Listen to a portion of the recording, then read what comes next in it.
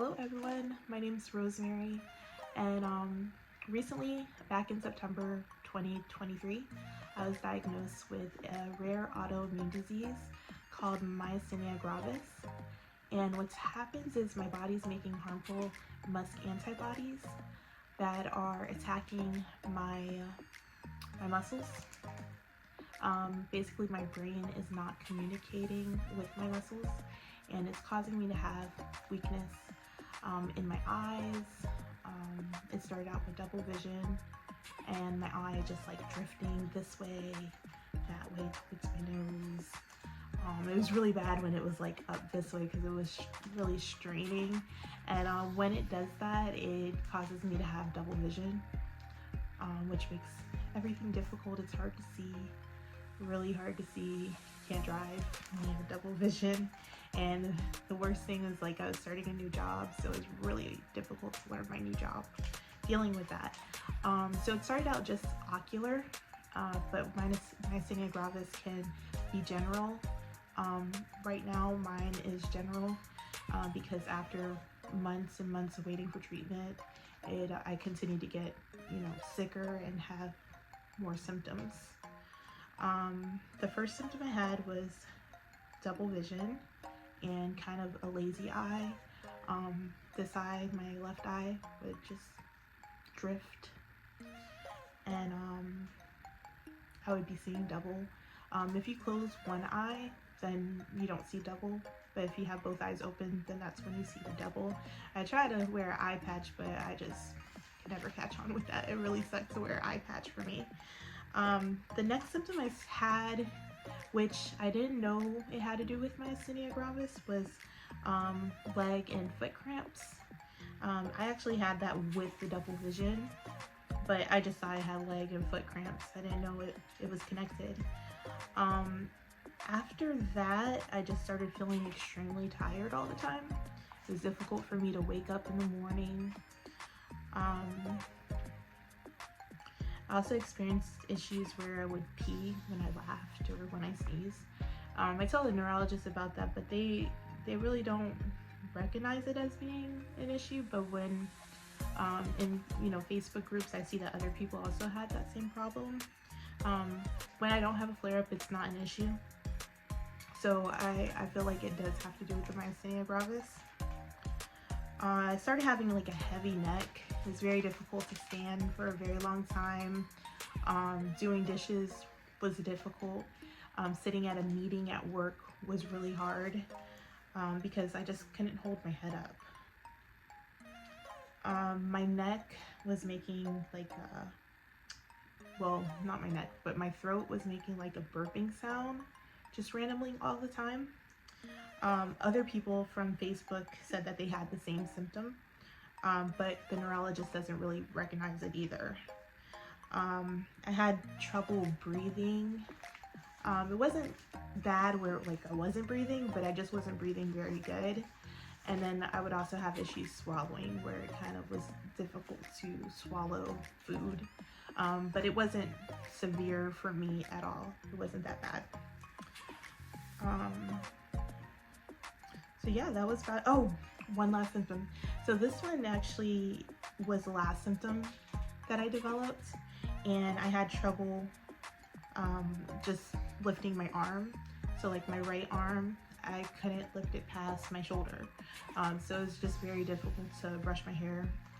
I was kind of like leaning on the wall, picking up my hand and then leaning my elbow on the wall just to kind of like brush my hair.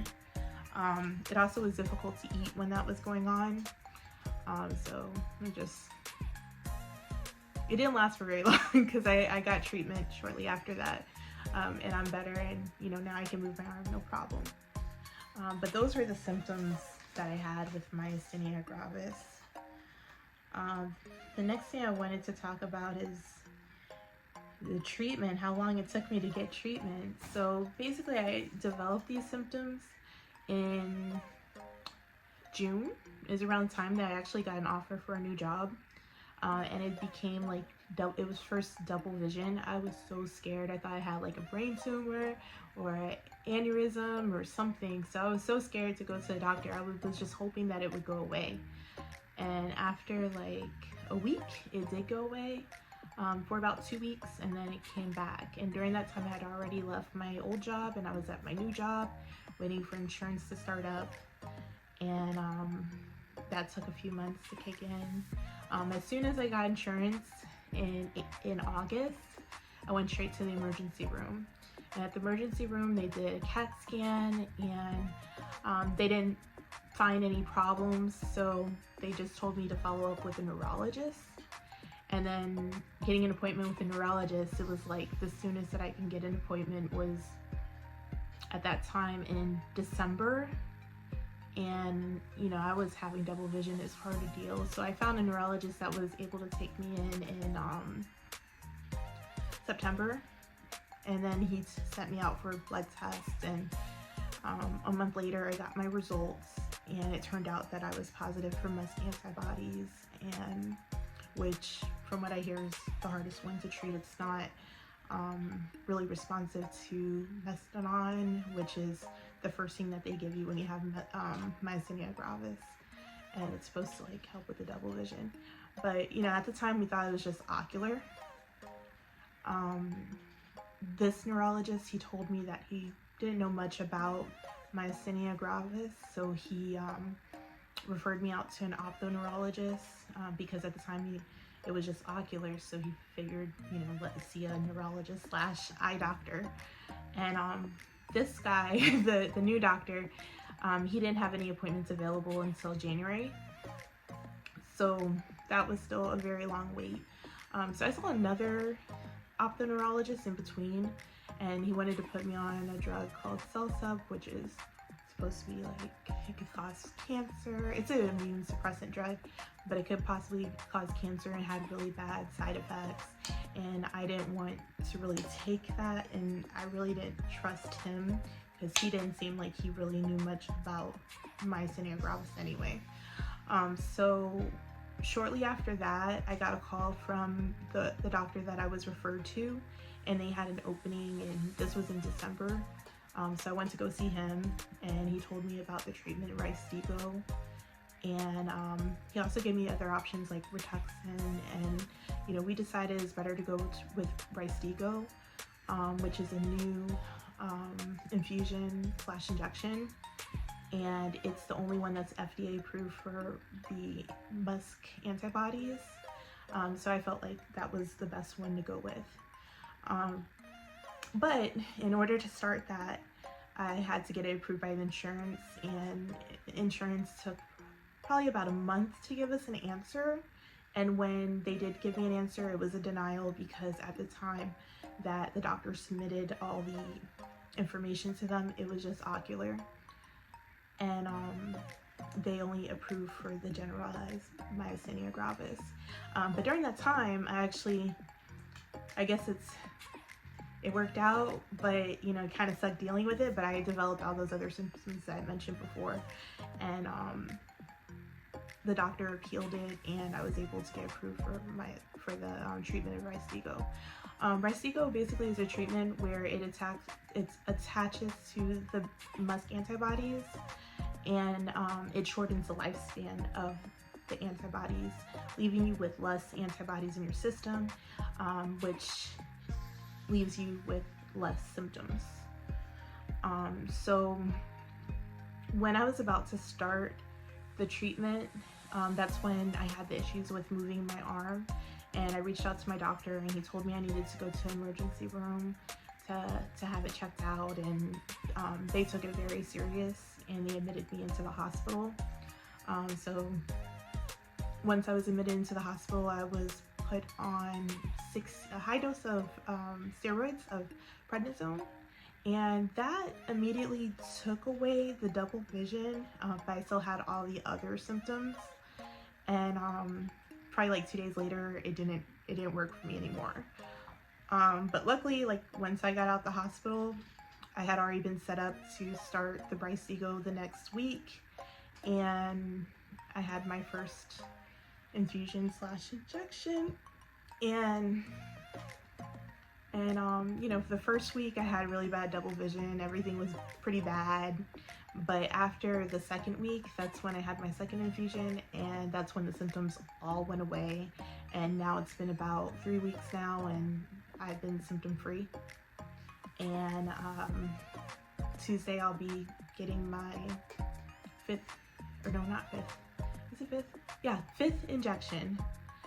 So I got 4 out of 6 right now. And then after my 6th injection, then we have like maybe 2 or 3 months, and in between that time I will discuss with my neurologist if we want to do another cycle, and we'll see if the symptoms come back after that. I'm still on the prednisone, and the doctor is trying to taper me down on it. So from when I left the hospital I was on 16 milligrams, and now I'm taking 15 milligrams. Hopefully I'll be off that in pretty soon. The doctor did say it takes like a couple of months to totally get me off of the prednisone. He was trying to avoid it because there's lots of side effects with that too, such as you can get like high blood pressure, you can develop diabetes, weight gain. I'm already overweight as it is, so the doctor was really trying to avoid giving me prednisone, but because I went into the hospital, they felt like that was the best thing to do, you know. And you know, I feel like it's helped, and who knows with the Rystiggo and that maybe that both of those medications are doing the job. I really think it's the Rystiggo though. With Rystiggo there are some side effects. I haven't experienced any side effects, but I was actually really scared to start the treatment because in my Facebook group there is a lot of people that have experienced side effects, and there's not a lot of people that have tried this type of medication. So I was really scared. One of the major side effects you could have is antiseptic meningitis. So they say if you have like a severe headache, some people say that it feels like their head's gonna explode type feeling, and the worst headache that they've ever had. So if you experience anything like that, you want to go to emergency room immediately. Also, headaches could be a symptom. You can have like irritation where the injection goes, so it goes like towards your stomach, and it's supposed to take like 15 minutes, but for me it usually takes probably like 45 minutes.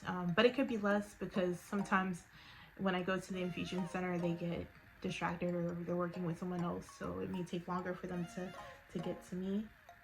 So it's hard to tell exactly how long it takes, but it definitely takes more than 15 minutes. Let me see if there's anything else I wanted to tell you guys about.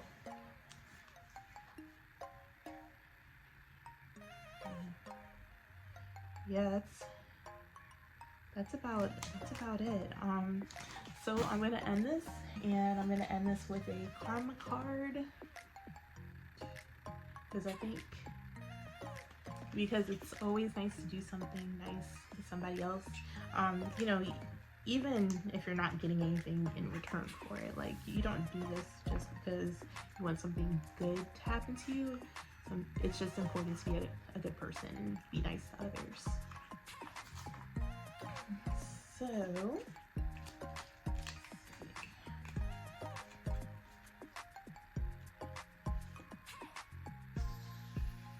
all right, so my first card that I have is this one, and it says leave or put change in a vending machine, coin return. So I'm going to work on doing this, and this is also something that you guys can do with me too.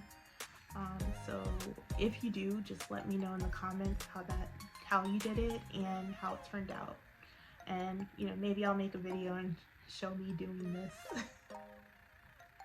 But thanks for listening, and have a great day.